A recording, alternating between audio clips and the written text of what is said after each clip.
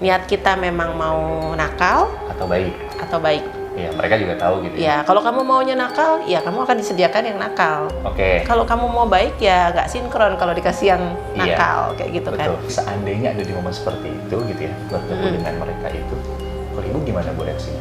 Assalamualaikum, Oke. Om Swastiastu.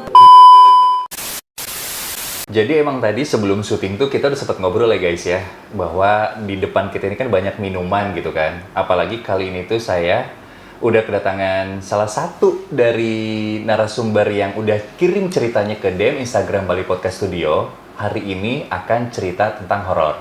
Sebelumnya kenalin dulu, di sini ada Ibu Caroline. Apa kabar Ibu? Halo, selamat siang. Baik ya kabarnya ya? Baik. Baik, jadi kebetulan Ibu udah punya cerita yang sebelumnya udah diceritain di Instagram, dan ceritanya sih cukup ini ya, cukup penasaran gitu. Gue sebagai orang yang ngedengerin ceritanya, kemudian pengalamannya, mungkin buat lo semua juga punya cerita-cerita horor juga yang sama atau beda, dan mau ikut duduk di sini podcast bareng kayak gue sama Ibu Caroline ini, bisa langsung kirim DM cerita kalian ke Instagram balipodcaststudio.id.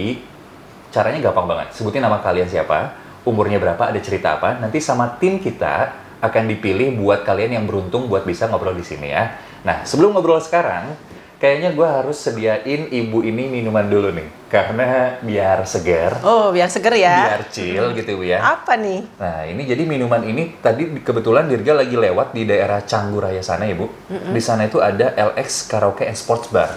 I see. Oke. Sebelumnya sih Dirga udah pernah pesan juga sih Bu. Biar Dirga ntar yang sediain ya Bu ya. Aku pengen lihat soalnya botolnya lucu banget sih. Dia emang Lucu. datang dengan botol yang selucu ini gitu ya? Betul. Ya Kebetulan juga sebelumnya itu ini lagi ada promo. Kalau kemarin tuh saya sempat beli itu di Gojek dan di Grab. Itu lagi ada promo Buy One Get One. Buy one get one. Aduh, Iya, kalau lagi ada promo party-party buy one asik get one. banget nih. Betul. Ya kan? Harganya tebak coba Ibu berapa? Kalau benar saya kasih, kalau nggak benar nggak jadi dituangin. Harus nebak ya? Kira-kira berapa harganya? Buy one get one. Betul. 400 ribuan sih. 400.000. 400 ribu sih harusnya sih. Itu bisa dapetin 8 botol, Bu. Serius? Serius? Masa? Enggak, Karena- botolnya soalnya bagus banget. Kayak Botolnya bagus? Ini banget lah, maksudnya Bagus. proper Desainnya, banget ya kan? Yang penting tuh rasanya juga enak, Ibu. Oh ya? Ibu mau yang mana? Coba. Aku tuh kan manusia yang suka asem-asem nih, nggak suka Iya. manis. Nih kayaknya menantang dan menarik nggak sih? Nah, boleh. Ini lucu banget loh. Boleh, sini. Lemon-lemon Izin apa Dirga gitu buka ya, kayaknya Bu, ya. tulisannya. Nah, jadi minuman ini tuh sebelumnya Dirga pernah nyobain. Kalau udah minum ini, katanya bisa bikin kita jujur. Aduh. Bisa bikin kita terbuka. Oh gitu ya. Cobain. Pantesan. Cobain dulu aja Harus sama minum Ibu. ini dulu, Betul. baru kita bisa cerita-cerita. Benar, ceritanya jadi bisa ngalir, bisa terbuka, dan Oke. juga pastinya bisa bikin kita chill gitu, Bu. I see. Nah, silakan Ibu. Alright, kita coba ya kalau Kita gitu coba ya. dulu minuman dari LX Karaoke and Sports Bar. LX Karaoke and Sports Bar. Berarti aku Betul. harus ingat-ingat next time mau party, Iya. kita harus mesen dari bisa order kan ya? Bisa order Bisa langsung order dong. LX. Ada Instagramnya? Ada Instagramnya juga itu LX Oke. Sports Bar, Bu. Nanti kepo-kepoin deh kalau Iya, gitu. boleh kita coba, Bu ya. Cheers. Nah, buat lo yang penasaran sambil nonton, coba langsung pesen aja. Ada kok di Gojek sama di Grab. Silakan Ibu. Mari. Ya, Enak seger. beneran loh. Ini jujur Enak beneran nih. Jadi pas begitu minum nih ya, set kan diminum. Tuh ASMR tuh, ada suaranya. Di tenggorokan juga adem gitu ya. Adem. Berarti kalau laki lo ada apa-apa langsung kasih minum ini aja gitu ya. Kasih minum ini bisa biar Langsung dia jujur ya dia. Langsung jujur. Oh, iya. Misalnya penasaran gitu kan, karena horor banget nih. Pasangan gua kok akhir-akhir ini pulangnya telat. Nah. Terus sering aneh-aneh lah, sering beda gitu dari sikapnya kan. Kasih minuman ini langsung jujur. Daripada daripada disadap kan? Betul. Ya. Mending langsung jujur aja. Nah, sekarang gue pengen tanya nih sama Ibu Caroline. Kan udah minum nih, otomatis harus jujur dong. Harus jujur ya nih kan? gue nih. Gue mau jujur nih sekarang Harus nih. jujur dong. Kan sebelumnya udah kirim cerita nih. Punya cerita horor gitu ya. Horornya itu maksudnya tentang apa? Bisa diceritain langsung ke kita. Siapa tahu cerita dari Ibu ini ada juga nih. Kalian-kalian yang lagi dengerin, lagi nonton ini ceritanya sama gitu. Bu. Oke. Oke, jadi gimana tuh awal muasal ceritanya? Gini Dir, waktu aku tuh ngirim podcast horor, sebenarnya aku juga nggak tahu definisi horor tuh apa. Oke. Dan mungkin nanti bisa dibantu juga sama teman-teman yang lain Iya. yang ngikutin channel Bali Podcast, Iya. mungkin bisa kasih pencerahan buat aku. Oke. Kenapa aku nggak ngerti definisi horor? Iya. Karena jujur, buat aku mereka sama-sama kita. Oke. Walaupun aku paham ada mereka Iya. yang aku sebutnya untuk lebih sopannya beliau, Oke. buat aku nggak mengganggu sama sekali. Oke. Malah aku merasa nyaman kalau ditemenin beliau. Oh gitu. Berarti kalau sekilas yang tadi gue dengerin nih guys ya, Ibu Carol ini apa bisa merasakan ketika kita lagi ada di suatu tempat gitu ya. Misal gini, kalau Dirga dulu pernah ngerasain misal lagi di kosan, lagi di kosan pulang kerja udah malam mungkin kita fisik dan ini capek gitu kan. Oke. Katanya sih rata-rata kan bisa lebih sensitif gitu ya. Nah kadang kita tuh bisa ngerasain gitu loh, kok ini kayak nggak nyaman auranya gitu kan. Rasanya nggak enak gitu. Padahal emang nggak ada apa-apa, cuman yang kita rasakannya seperti itu. Mungkin Oke. ibu ada di posisi seperti itu ya, bisa merasakan ketika kehadiran mereka atau seperti apa? Mungkin karena mindset aku nggak pernah merasa bahwa sesuatu yang berbeda dengan kita, kayak kamu sama aku aja, aku pakai Oke. baju hitam, kamu Iya. pakai baju biru. Oke. Teman-teman ada yang pakai baju lain, rambutnya panjang, rambutnya pendek. Buat aku it's the same. Oke. Jadi mungkin rasa merinding itu enggak, cuman energi itu pasti keserap sih. Karena kan energi nggak pernah mati ya. Iya. Betul. Energi itu kan nggak bisa mati dia. Jadi ya energi itu bakal aku rasakan. Oke. Dan sebelumnya sih sebenarnya yang ngirim cerita ini udah banyak banget ya. Selain cerita horor tuh ada juga cerita cinta yang kita tampung di Bali Podcast Studio kan. Oh. Yang menarik makanya kenapa Dirga dan tim ini ambil untuk cerita Ibu Carol dulu. Karena ibu ini ketika bercerita itu, di cerita yang di DM di Instagram itu, menceritakan cerita horor yang kita juga ketika membacanya itu merasakan ada di sana gitu loh Bu. Dan ibu mungkin tahu ya, manfaat ketika kita bercerita, kita menonton, kita mendengarkan cerita horor itu bisa meningkatkan ketahanan dalam tubuh kita. Amin. Jadi itu bukan Dirga yang ngomong. Jadi sebelumnya tuh sempat baca-baca juga kan. Jadi ada penelitian gitulah dari namanya orang bule Bu, Iya. Davis DiSalvo. Oh. Dia tuh jadi bercerita. Davis DiSalvo. Iya, ketika kita menonton film horor, bercerita, itu kan adrenalin kayak terpacu gitu kan. Iya. Jadi itu tuh bisa menimbulkan efek dalam tubuh kita itu fight or flight. Oke. Ya, nah dari situlah yang membuat kita lebih aware, lebih cekatan, lebih peka kayak Iya. gitu, dan itu bisa membuat diri kita tuh ketahanan dalam tubuh kita lebih tinggi. Oke. Itu dia. Makanya kan kalau Manfaatnya banyak ya. banyak berarti ya? manfaatnya Bu. Jadi nggak sekedar kita nonton, nggak sekedar kita mendengarkan gitu kan. Apalagi buat lo semua mungkin di luar sana banyak juga podcast horor gitu ya. Iya. Dan sekarang podcast horor itu jadi salah satu podcast yang paling tinggi pendengarnya di Indonesia. Oh. Kayak gitu. Oke. Iya, dan balik lagi kalau ngomongin cerita horor nih Bu ya. Karena posisi kita di Bali, Dirga punya cerita tapi bukan Dirga yang ngalamin, Iya. teman yang ngalamin. Jadi teman itu tinggal di daerah Kerobokan. Kerobokan. Iya, Oke. tinggal di Iya. daerah Kerobokan. Deket dong nih. Deket ya, nggak jauh ya Deket sama dong. lokasi kita ya. Mungkin lo semua juga tahu lah daerah Kerobokan gitu ya. Jadi ceritanya gimana? Dia lagi pergi sama temennya berdua. Iya. Itu posisinya itu pas banget malam Jumat. Cuman nggak tahu itu kliwon atau enggak. Pas dia lagi pergi, dia itu pergi mau ke suatu tempat, ke tempat temennya juga di daerah Canggu. Lagi jalan nih berarti. dia Oke. naik motor deh kalau nggak salah gitu ceritanya. Jadi dia jalan dari Kerobokan, naik motor malam-malam sekitar jam 9 atau jam 10 lah ya. Iya. Dia masuklah belok ke daerah Umalas. Oke. Dia lewat Umalas. Jadi dari Kerobokan ini dia jalan belok ke Umalas. Familiar tuh gue tuh sama Umalas tuh. Oh iya, Ibu sering lewat situ ya? Sering banget. Nah, pasti lu juga yang sering ngalamin perjalanan entah kerja atau mau ketemu teman ke tempat-tempat yang asik gitu loh ya. Iya. Itu tuh jadi dia cerita gitu Bu, masuk ke daerah Umalas. Kan kalau masuk dari Umalas kan kita kebagi dua tuh. Umalas yang 1 sama 2 kan. Kalau Iya. 2 tuh kalau dari arah Kerobokan ke bawah. Iya.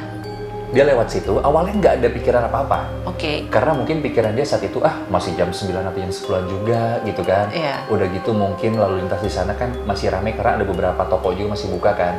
Akhirnya dia jalan, ngikutin jalan, sampai dia ngelewatin di Umalas itu ada tanjakan dikit gitu.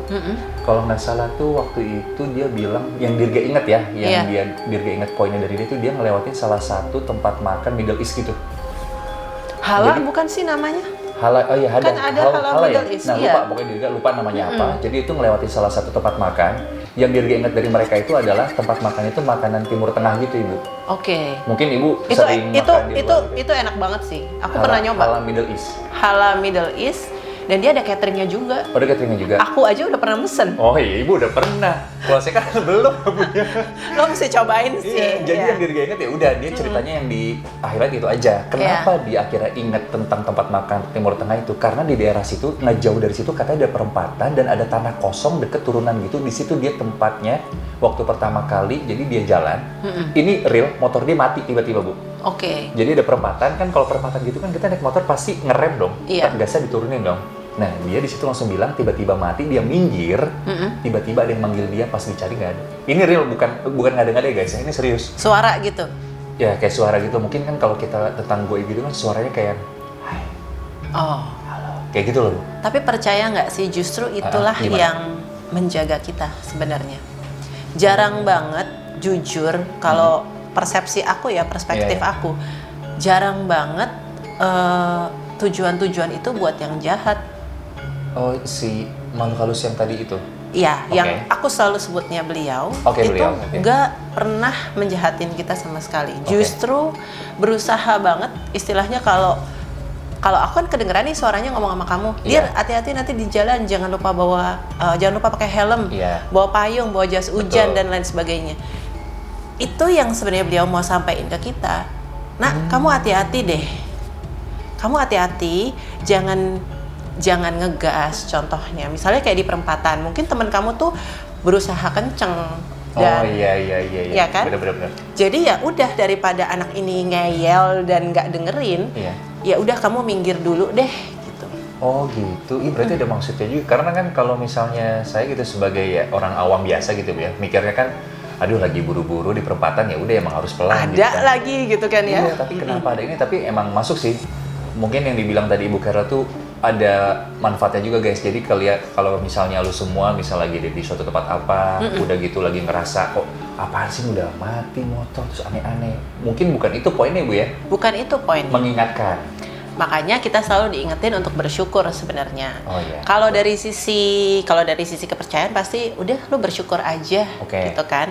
Tapi sebenarnya ini aku ngomong benar-benar secara empiris. Oke. Secara empiris itu kadang-kadang ya apalagi yang aku rasakan ya, oh begitu, berarti tuh ada message buat kita. Oh.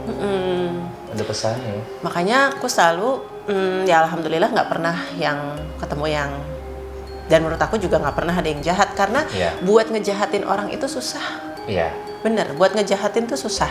Contoh, aku lebih gampang ngasih kamu minuman dengan tujuan baik Iya. daripada aku ngeracunin minuman, Betul. ya kan? Betul. Nggak segampang itu. Kamu Iya. keracunan juga udah ada dokter, Benar. terselamatkan. Jadi berbuat jahat itu sebenarnya jauh lebih susah buat sisi beliau ya. Oke, berarti emang mereka pun sebenarnya ingin memberikan pesan, cuman terkadang kita sebagai manusia memikirkannya itu halnya maksudnya beda gitu. Beda, Ya. kayak oh takut, oh gini ya kan, oh Iya. maunya jahat. Sebenarnya nggak ada konsep jahat. Pasti kamu dikasih pilihan, kamu itu mau di jalan yang baik atau kamu mau yang jahat, karena benar-benar di provide sih. Iya. Di provide, kayak nature provide kan. Iya. Nature provides you, misalnya apa ya? Misalnya kamu di jalannya bagus, which is sebenarnya itu buat bikin kita jalannya juga lebih enak kan. Oke. Jalannya lebih enak, jalannya lebih cepet. Iya. Tapi tiba-tiba kita pakai buat ugal-ugalan. Salah dong. Salah, Iya. ya kan? Akhirnya kita tracking, terus udah gitu habis kita nge-track malah kecelakaan. Nah, itulah maksudnya, pasti kita nggak dibilang bahwa kamu salah, enggak. Tapi lebih dibilang kamu memilih yang mana. Gitu. Iya sih, itu benar banget sih poin-poin yang seperti itu ya. Bahkan setelah balik lagi ke teman Dirgen tadi cerita itu Bu, setelah cerita emang dia agak kesel karena Bete dong. Iya bete gitu kan. Udah dia mungkin malam-malam lapar, pengen buru-buru ketemu temennya, akhirnya motornya mati gitu kan. Tapi akhirnya ya dia jalan lagi normal gitu loh. Iya. Ada lagi cerita lagi. Teman Dirga kebetulan dia baru pindah banget dari Jakarta. Jadi dia dari Jakarta pindah ke Bali. Ke Bali, oke. Iya, dengan tujuan mungkin mau kerja gitu. Kejadiannya baru sekitar belum lama. Oke. Tahun ini, awal tahun sekitar pertengahan Januari nih kalau nggak salah. Baru banget tuh nih. Baru banget. Jadi dia nginep di salah satu villa. Oke. Dia nginep di salah satu villa di daerah Canggu juga, Bu. Di daerah Canggu, cuman lupa nama jalannya apa gitu ya. Nama jalannya apa lupa. Jadi dia tuh nginep di villa sama keluarganya juga. Karena keluarga nganter. Oh, rame-rame nih. Rame-rame. Datang dari Jakarta bareng keluarganya dengan tujuan itu ya udahlah sekalian keluarga liburan dulu gitu kan. Iya. Dan anaknya ini teman saya waktu itu belum kerja gitu kan. Oke. Dia nginep di salah satu villa yang ada di daerah Canggu. Di sana tuh jadi yang ada di gambaran Dirga, karena dia bercerita kan. Jadi Dirga mikirnya itu visualnya tuh, oh visualnya seperti ini gitu ya. Jadi begitu masuk ke villa itu, masuk ke villa kolam renang. Iya. Kolam renang itu ada gazebo-nya gitu.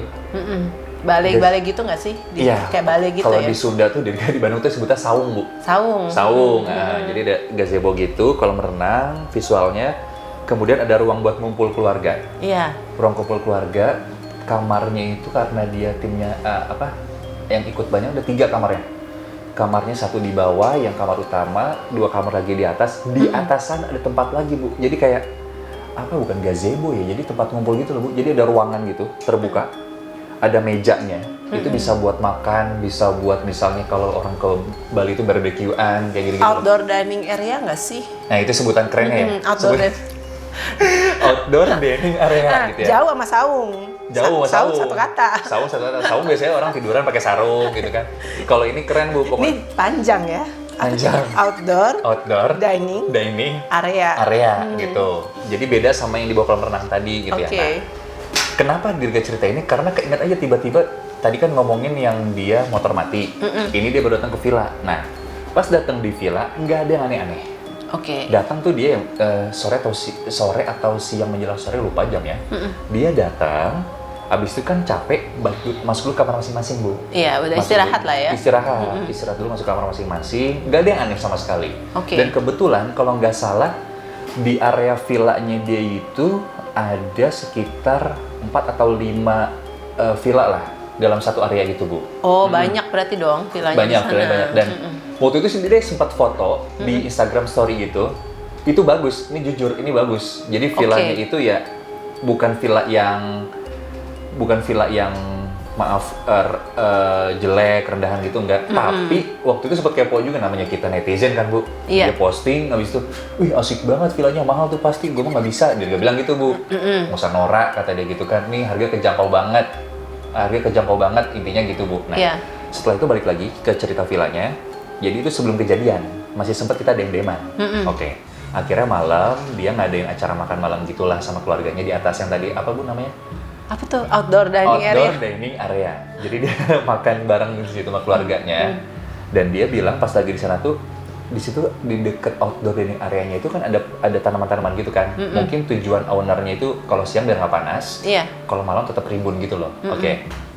Pas dia lagi makan itu, satu-satu turun dong setelah makan. Pertama orang tuanya, kemudian adik-adiknya kan masih pada kecil, Bu. Tinggal dia. Nah pas dia cerita di sana itu emang nggak ada yang aneh-aneh. Sampai akhirnya dia ngerasa tuh justru di luar karena dia itu di luar villa nih malahan. Dia lupa bilang nih, dia tuh punya indera keenam gitu. Justru di villa itu nyaman karena dia datang ke sana emang tujuannya buat nantinya kerja gitu ya. Dia mikir, oh villa ini aman nih, tapi dia ngerasa di daerah sananya ada sesuatu gitu, Bu. Sampai akhirnya pas di daerah sana dia cerita, keluarlah dia sendirian tuh. Dia jalan ke sana. Jalan kaki gitu. Dia jalan kaki keluar dari villanya itu. Terus dia akhirnya tuh kayak bisa bicara sama beliau. Akhirnya cerita lah, kok tadi aura aku di dalam nyaman banget tapi di luar nggak nyaman ya. Terus akhirnya dia ngobrol gitu, Bu, nggak ngerti lah cara ngobrol gimana gitu kan.